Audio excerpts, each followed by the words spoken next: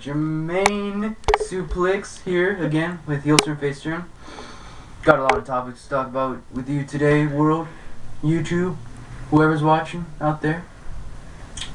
I follow a really cool blog called The King's Hideout. It's at www.treasuredungeon.blogspot.com. Pretty cool. Talks a lot about wrestling and cars and stuff here, you know, just you wanted to give that guy a spot. My topic for today first topic for today is the return of RVD to the WWE. It's great. Made his debut at Money in the Bank. Did not win at Money in the Bank. I predicted that he would. However, would win, but it's great. He beat Jericho in like the match of the night on Monday Night Raw earlier this week. And Jericho actually has a match today on SmackDown. I mean, we're filming today right before SmackDown, a few hours before SmackDown. Can't wait, gonna get some popcorn, some soda. What's left of that mountain explosion, just kidding. That video we did with the mountain explosion, it was terrible. It was terrible. Mountain Dew, 100 times better. As you can see, we got The Rock, we got Sheamus. Two of my favorite wrestlers today. But, what I think about RVD, let's get to the main topic. RVD, great wrestler. Like, that dude has so many kicks. Like, I thought Daniel Bryan and CM Punk had good kicks. Oh my gosh, when I saw RVD for the first time on WWE, it was like, he was amazing with his kicks. Sure, he was good, but he was more of like a flips guy when he was in TNA. Speaking of TNA, I mean, like, TNA just fired him or something. I heard he got released on his contract. It expired. It expired and they had to let him go. But, you know, like, I saw him against Daniel Bryan in that Money in the Bank match. I thought he was going to win.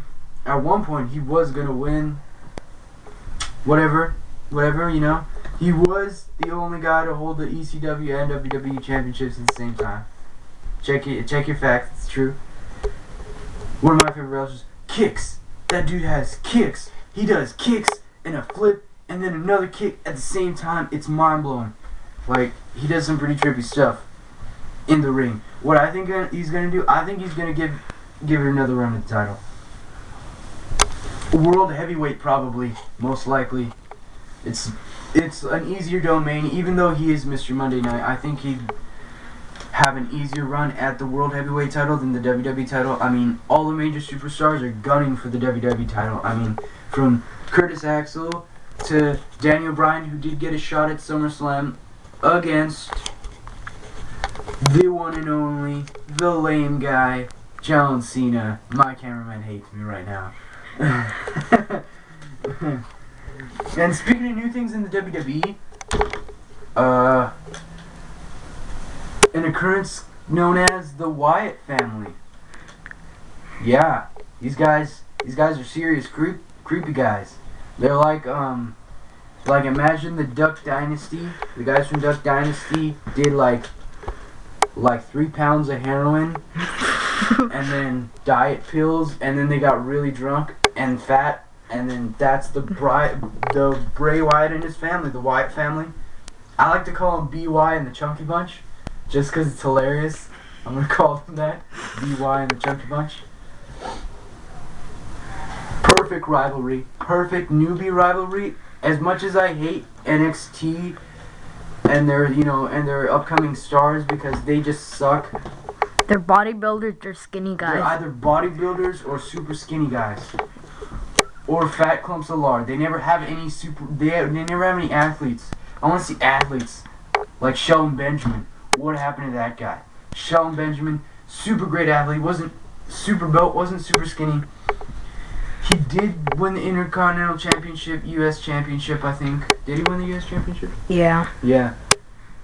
A great guy. I don't know why WWE gave him away to the indie world. We don't know where he's out there. We just know he's in the indie scene. Who else? I mean, Randy Orton at one point was really athletic. Now he's just like, he's ripped, but he's really skinny. He's like skinny ripped. Like, I guess you could call it his build. Other great guys that WWE let go. I mean, he just made his TNA debut. I think, well, not even TNA debut, but you know, he has a shot at the X Division title in TNA. Tramparetta, whatever his name. Changed his name to like some Italian. Yeah, we'll like get it. We'll show you a picture of him at the end. Yeah, we'll show you a picture during the video. Tramparetta was pretty athletic. Yeah, just guys like that, like Shelton Benjamin and all of them. And Kurt Angle. Oh my God, Kurt Angle was a super beast athlete in WWE, and we need more guys like that. But like I was saying, new guy rivalries. If there was a perfect rivalry set in a perfect WWE universe, it would have to be BY and the Chunky Bunch versus the Shield, aka the Field Workers. Just kidding. They're all white. They couldn't be Field Workers. Like, think about it. Just think about the selling point. Like, bam! BY and the Chunky Bunch are making another attack on an innocent superstar. It's all black. They're winning. He's on his rocking chair. And next thing you know, Charlie, Echo, Hotel, Shield. And then they come in. BY and his Chunky Bunch are attacking an innocent superstar. And then the Shield just storms in. And then they start this big brawl. And then everyone's scared. Fans are cheering. Punches are being thrown. There's people getting speared. And then we don't know what's gonna happen. The lights go out again. The lights come up. There are people all over the floor. There are a few of the Hounds of Justice.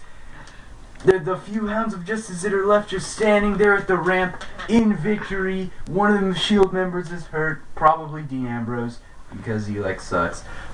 But and then just everyone is crazy.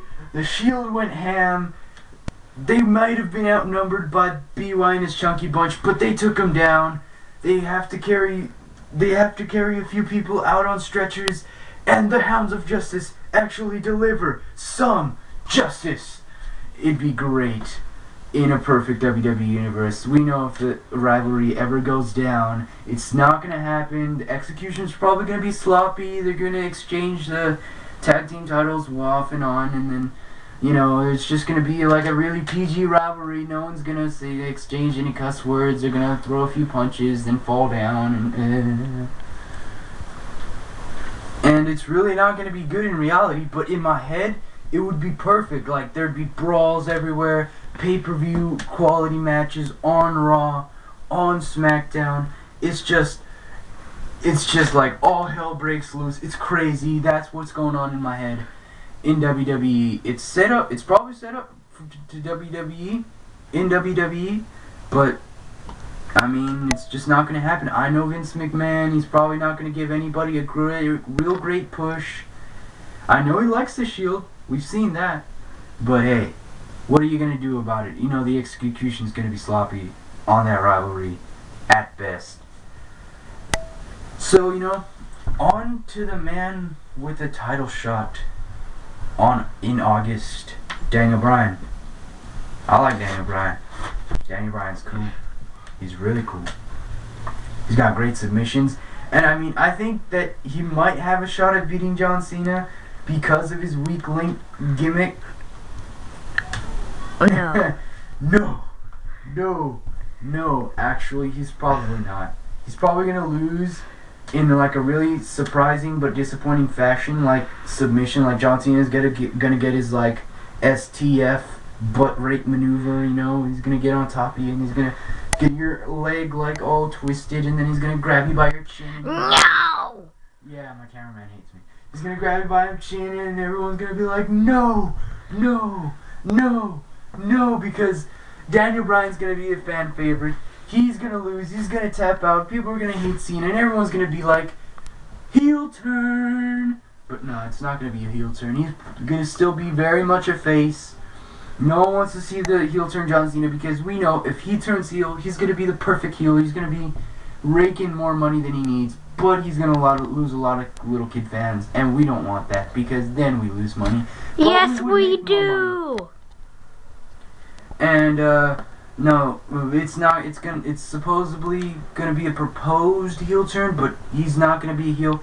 And Daniel Bryan and him are gonna have like a magical rivalry, and then Randy Orton, out of nowhere, cashes in his Money in the Bank after John Cena beats Daniel Bryan for what seems to be not the last time, but will be the last time. He's just gonna extinguish the flame of their rivalry, you know, just and that's just what's gonna happen. Randy Orton's gonna end it. That's what I feel was gonna happen. Randy Orton's gonna come in with his Money in the Bank. He's gonna probably beat John Cena, get his 10th title reign. Then he's gonna hold it for a few months. Then John Cena's gonna beat him again for it, or somebody else. Probably Daniel Bryan or John Cena, or maybe just some wild card like Wade Barrett or Mark Henry. Blah. Speaking of Wade Barrett, probably not gonna get the WWE title anytime soon. I don't like. He's not. Like his stuff isn't selling. I don't even know if he has any merch other than his figure. Does he have any merch other than his figure? Yeah, I think he has t-shirts. No, t-shirts. The big selling point of WWE. But they're not like you won't even see you'll probably see people wearing it in the cheap seats. You won't see people in the front row. Yeah, like he does not to be offensive or anybody that bought cheap seats. He doesn't attract the big pocket customers that we want. He does not attract the higher middle class 6-year-olds that have nothing else to do but watch violent things because their parents do not pay attention to them. Speaking of RVD getting let go, I know just randomly, RVD got let go from TNA, but they are still producing the TNA Jack Series 10 with his figure. That is cool. Like, I'm gonna buy that. What the fuck, TNA? What the fuck? Like, you guys are they released Matt Morgan recently and Joey Ryan. Like, Joey Ryan, I get. I mean, he's not really. And Taylor Hendricks. Like, what the heck? Taylor Hendricks, really? Taylor Hendricks? I liked her. But seriously, Matt Morgan was a big money maker. He was one of the few homegrown stars that you guys actually make, and then you guys TNA just like, oh no, sorry, bro, we don't got any work for you. It's kind of like salary cuts, kind of, because they were doing a lot of those, and plus Matt Morgan's wife was in labor. Yeah, she was in labor. That's so cold. Like, one of your biggest stars' wives is about to produce a child, and you know he's gonna need the money more than ever. And you guys just like, oh, sorry, bro. No more money. We have to make more room for like terrible athletes that we get on the gut check. Rockstar Spud and Ryan Howe and not Adam O'Reiner, who did not make the gut check, which is terrible. Or Magno, if you guys remember, I remember, he was a really great luchador from AAA. He was really good. Did not make the gut check. As a matter of fact, his opponent didn't make the gut check either. Like, what the... Who actually wins these things? A lot of problems with TNA. Like, they have good figures, but the reason that they're dropping sales is that pretty much Jeff Hardy is their biggest moneymaker and they're not pushing him. You know Austin Aries isn't selling too many of his t-shirts and his action figures, and Bobby Roode. Bobby Roode and Austin Aries probably put together into one tag team still didn't make as much money as Jeff Hardy did. Hulk Hogan is a big money maker. Hulk Hogan also a big money maker. They're just firing everybody. I don't know what's gonna happen to Hulk Hogan. I think that he should go back to his Hollywood Hogan gimmick. I'm not sure who still owns that gimmick. I think it's him, but that'd be cool. He bought because Hulk Hogan bought the rights from Mr. McMahon. Yeah. Also, what the heck? Like, you guys have no homemade stars. I mean, Mickie James paved her way in WWE, and now she's, she got that Dr. Pepper commercial, which is making a lot of money for you guys. You guys are making the more innovative matches. But WWE has 95% of all the good pro wrestling talent out there. I mean, there's a few wrestlers out here in the indie scene that I would say is good, but they're like C-class competitors at best. Because it's WWE has 95% of, like, they have commercials and... They have way more commercials than these indie promotions, more than TNA. TNA's one night only produces a certain amount of money. Like, if they got all the stars like Homicide and Spike Dudley and Scott Steiner back into one night, and then just put that on free TV, you know how much people want to see those old stars, you know? They want to see, you know, people get revived in their... They get their storied career and the boyhood dream has been fulfilled and all that stuff. And that's just not going to happen because TNA wants fresh faces with six-packs. That's all they want. They just want fresh faces and six-packs. They don't want anybody with talent. That's why they keep Robbie E. That's why Robbie T is still kind of on the roster, but he's not making big waves. That's why they have guys like freaking... all the TNA, good chick guys. It's kind of weird because they only have like five knockouts. For reals, they only have a limited amount of knockouts. And they released Medicine Rain. Medicine Rain too, yeah. So they got Mickey James. They got Mickey James, Gail Kim, Taryn Terrell, ODB, and that's it. Yeah, they also got... And Velvet Sky, that's like 6. And Velvet... No, they got like one more. What's that one that hangs out with Mr. Spectacular? Mr. Spectacular. Oh. Tara, yeah, Tara, what's her face? She's really hot, but I don't go for New Jersey gals. Sorry, Tara. I don't go for New Jersey gals. Anyways, a lot of big problems with TNA. WWE has a seemingly unlimited supply of female wrestlers that just come popping out of nowhere, and if TNA wants to compete, they need to go in more international. They say they're going on a world tour, but it's just a national tour like everyone knows. I haven't seen them go to France, I haven't seen them go to Germany, no parts of Europe, no parts of Southern America. They haven't gone to Mexico recently. They have Spanish announcers, but my dish provider does not have Spanish. It doesn't have any other of the languages that are offered for them to speak in. They don't speak in, and they only show up in like England and Australia sometimes.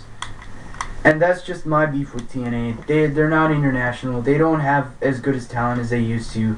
Their matches are still a little as extreme as they used to, but they don't keep the good wrestlers, which is why WWE is way better and WWE is still terrible nowadays with the PG era.